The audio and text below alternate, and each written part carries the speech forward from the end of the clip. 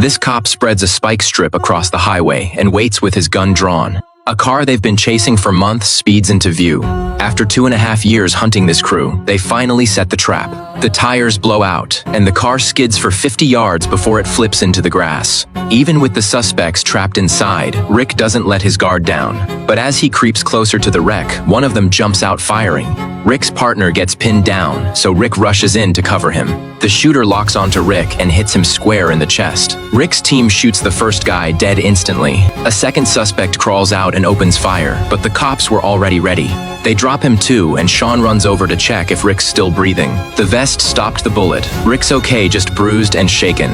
But neither of them notice a third man crawling out of the wreckage. Rick tells Sean not to mention the shooting to his wife. Sean rips open Rick's vest and presses down hard because the round went straight through.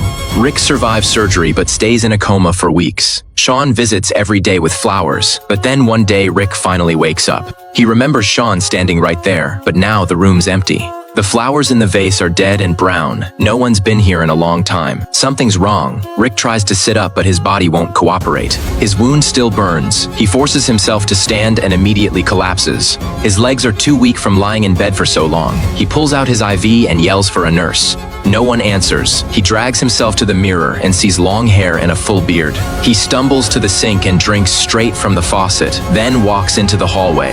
The hospital is wrecked, walls cracked, trash everywhere, and completely silent. Rick limps toward the nurse's station and picks up the phone, but there is no signal. He turns down another hallway and freezes when he sees what is on the floor.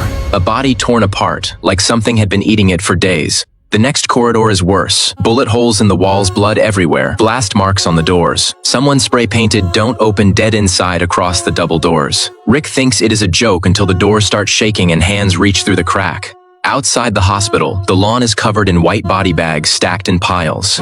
Every single one has been shot in the head, hundreds of bodies lined up in rows. Rick's seen enough. All he wants now is to get home and find his wife and son. He spots a bike, but when he grabs it, half a corpse reaches up and grabs his arm. He runs the rest of the way home and shouts for his wife, but no one answers. His son Carl isn't there either. The house is completely empty.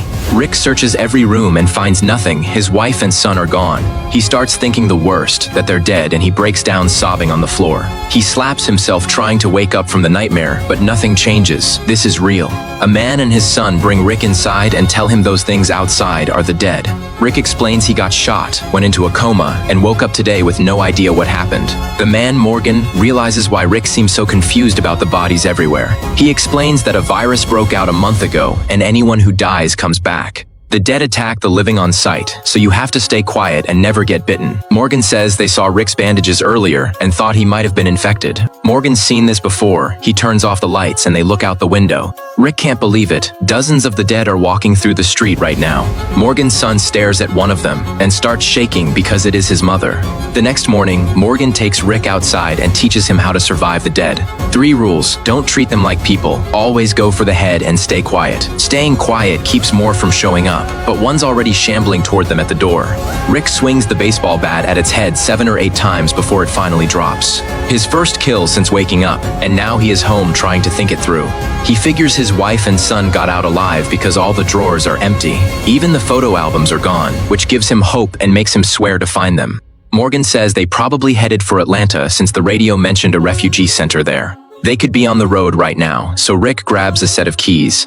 Rick puts his police uniform back on, and they hit the armory, taking every working gun. Rick drives toward Atlanta, hoping to find his wife and son at the shelter. He keeps calling for survivors on the radio, but nobody answers. A survivor group actually hears him, but the signal's too weak to respond. Rick's wife and son are with that group, and his best friend Shane is there too. Shane's been protecting them this whole time, and Lori thinks Rick died in the hospital, so she has accepted Shane's affection, not knowing Rick somehow made it out alive. The car runs out of gas, so Rick walks to a nearby property looking for fuel.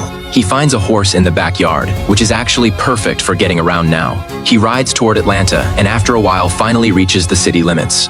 The streets are dead quiet with nobody around until he gets closer to downtown.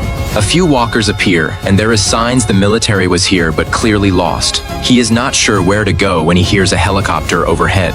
He spots its reflection in a building window and starts chasing it on horseback. He is galloping and watching the chopper, not paying attention to what is ahead. When he looks forward, an entire street full of walkers makes his blood run cold. He yanks the reins to turn back, but the horde behind him is already closing in. Then he sees more coming from the front too, and curses out loud. In seconds, they're swarming him from every direction. They pull the horse down and Rick hits the ground, but most of them go for the animal. That gives him a few seconds to shove one off and crawl toward an opening. He looks up and sees that path is blocked too, no way out now.